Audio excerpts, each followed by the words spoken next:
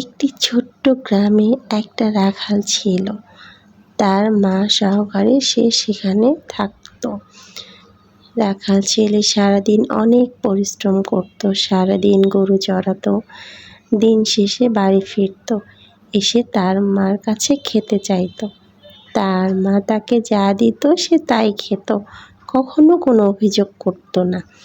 একদিন তার মা তাকে বলল, বাবা, কতদিন আর লোকের গরু চড়াবি, এখন নিজে একটা গরু কেন।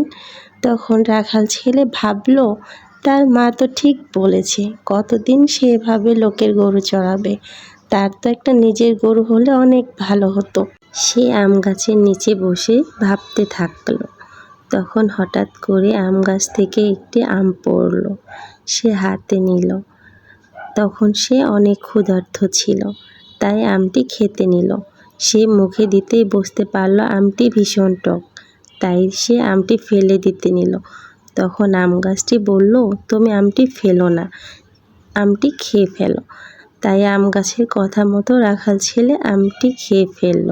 তখন আম গাছ তাকে বলল, তুমি আমার মাটির নিচে তোমার হাতের লাঠি দিয়ে আঘাত করো, তুমি 7 কলস মোহর দেখতে পাবে।